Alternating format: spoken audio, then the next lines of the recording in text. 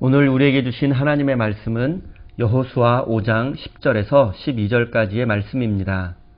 다 함께 한 목소리로 읽겠습니다. 또 이스라엘 자손들이 길갈에 진쳤고 그달 14일 저녁에는 여리고 평지에서 유월절을 지켰으며 유월절 이튿날에 그 땅의 소산물을 먹되 그날에 무교병과 볶은 곡식을 먹었더라. 또 그 땅의 소산물을 먹은 다음 날에 만나가 그쳤으니 이스라엘 사람들이 다시는 만나를 얻지 못하였고 그 해에 가나안 땅의 소출을 먹었더라. 아멘. 하나님께서 이 말씀을 통하여 우리에게 은혜 주시기를 원합니다. 하나님의 크신 사랑과 은총이 여러분의 삶에 함께 하시기를 빕니다. 오늘은 만나를 기억하는 삶이라는 제목으로 함께 하나님의 말씀을 나누도록 하겠습니다. 저는 오늘 본문 말씀을 묵상하면서 인생의 불안과 두려움을 이겨내는 방법에 대해서 생각해 보게 되었습니다. 그것은 하나님이 나에게 베푸신 사랑과 은혜를 기억하는 것과 관련이 깊습니다. 하나님의 은혜를 기억하지 못하는 사람은 인생의 위기 앞에서 불안과 두려움에 빠지게 됩니다. 하지만 과거에 하나님께서 베푸신 은혜를 기억하는 사람은 과거에도 지켜주신 하나님께서 오늘도 내일도 지켜주실 것을 믿게 됩니다.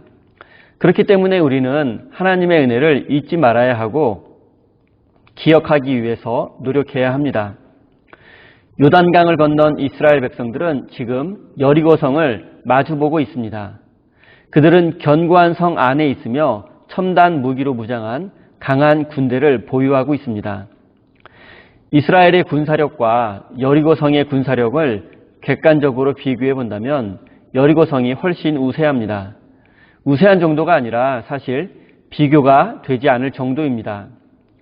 요단강을 건넌 이스라엘 백성들은 자신들 앞에 있는 견고한 성을 바라보면서 주눅들게 되었고 두려움을 느꼈을 것입니다. 이때 이스라엘 백성들은 여리고성 앞 여리고 평지에서 유월절을 지키게 되었습니다. 여러분도 잘 알고 계시듯 유월절은 하나님께서 이집트에 내린 10가지 재앙 중 마지막 재앙과 관련이 있습니다. 출애굽을 끝까지 반대하는 파라오에게 하나님은 10가지 큰 재앙을 내리셨습니다. 그리고 마지막 10번째 재앙은 정말 끔찍했습니다.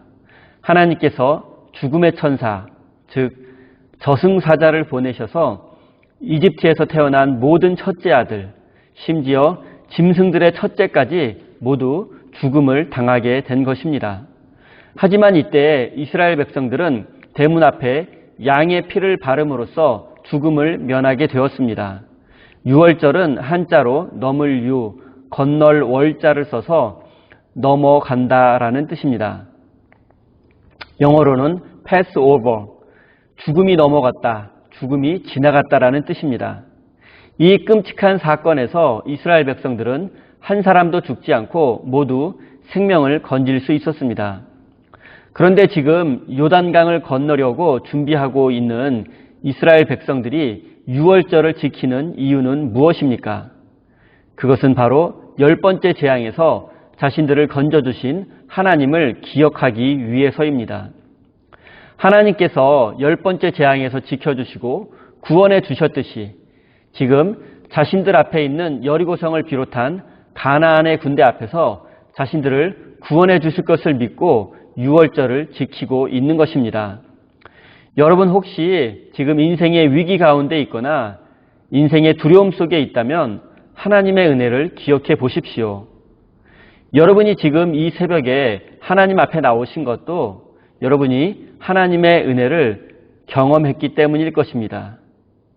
그 은혜를 떠올려 보고 기억해 보십시오. 그리고 무엇보다 십자가에서 죽기까지 우리를 사랑하셨던 예수 그리스도의 사랑과 은혜를 기억하시기 바랍니다. 그리고 구원의 감격을 회복하시기 바랍니다. 하나님의 은혜를 기억하는 사람, 그리고 구원의 감격에 사로잡혀 있는 사람에게 더 이상 두려움은 없을 것입니다. 사랑하는 성도 여러분, 실패와 좌절, 불안과 두려움이 없는 완벽한 인생은 없습니다. 완벽한 인생이 되기 위해서 노력할수록 더 깊은 실패와 좌절을 경험할 수밖에 없습니다. 하지만 하나님의 은혜를 기억하고 하나님을 신뢰하는 사람은 불안과 두려움을 이겨내고 약속의 땅 가나안에서 축복을 누리는 인생이 될 것입니다. 하나님의 은혜를 기억하여 축복의 주인공이 되시기를 바랍니다. 12절 말씀입니다. 또 그 땅의 소산물을 먹은 다음 날에 만나가 그쳤으니 이스라엘 사람들이 다시는 만나를 얻지 못하였고 그 해에 가나안 땅의 소출을 먹었더라. 하나님의 은혜를 기억하기 위해서 유월절을 지킨 백성들은 가나안 땅의 곡식을 먹게 되었습니다. 그리고 그들은 만나가 멈추었다는 사실을 곧 깨닫게 되었습니다. 이스라엘이 요단강을 건넌 시기는 3월에서 4월경입니다. 이 시기는 가나안 지역의 추수 시기이기도 합니다. 강을 건넌 백성들은 요단 들판에 펼쳐진 곡식들을 쉽게 구할 수 있었을 것입니다. 그리고 가나안의 곡식을 먹게 되자 그들이 광야에서 매일같이 먹었던 만나를 더 이상 구할 수가 없게 되었습니다. 그들은 이제 만나가 아니라 가나안의 곡식을 먹으며 살게 된 것입니다. 만나는 광야의 심한 일교차로 인해서 나뭇잎과 꽃 등이 굳어서 생기는 것으로 꿀 섞은 과자 같은 것입니다. 만나는 광야에서 구할 수 있는 최선의 음식이었습니다. 그리고 요단강을 건넌 이스라엘 백성들에게 만나는 단순한 먹거리가 아니라 하나님께서 우리를 지켜주신다는 상징적인 의미를 담고 있는 음식이었습니다. 지금 요단강을 건넌 이스라엘 백성들은 여호수아와 갈렙을 제외하고는 대부분이 40대 미만의 젊은이들이었습니다. 그들은 평생을 광야에서 만나를 주식으로 먹고 살았던 사람들이었습니다. 그들은 한 번도 가나안의 풍요로운 곡식을 먹어보지 못했을 것입니다. 그들은 처음으로 가나안 땅의 풍성한 곡식과 과일을 먹어보았을 것입니다. 만약 이들이 이 풍요로움에 취해버렸다면 만나가 그쳤다는 사실을 알아차리지도 못했을 것입니다. 그들에게 만나는 더 이상 필수 먹거리가 아니었기 때문입니다. 만나가 멈춘 사실을 깨달은 백성들은 어떤 생각을 하고 무엇을 느꼈을까요? 다시 말씀드리지만 만나는 단순한 먹거리가 아니라 광야의 인생 속에서 하나님이 우리 생명을 지키시고 보호하신다는 상징적인 의미를 담고 있습니다. 지금 당장은 가나안의 풍성한 곡식을 먹을 수 있지만 이제 더 이상 만나를 먹을 수는 없습니다. 객관적으로 비교해 본다면 만나는 가나안의 풍성한 곡식에 비하면 보잘것없는 음식에 지나지 않습니다. 만나는 생명을 유지할 수 있는 최소한의 먹거리입니다. 하지만 가나안의 풍성한 곡식과 야채 그리고 고기는 말 그대로 풍성한 먹거리였습니다. 풍성한 먹거리를 먹게 된 것은 즐겁고 행복한 일이지만 하나님의 은혜를 기억할 수 있는 만나가 더 이상 없기 때문에 이제 백성들은 스스로 하나님을 기억해야만 합니다.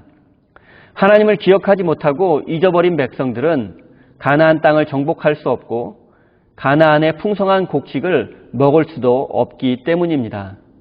그뿐 아니라 가나안 사람들과의 전쟁에서 패배하게 될 것이고 그들의 노예가 될 수도 있습니다.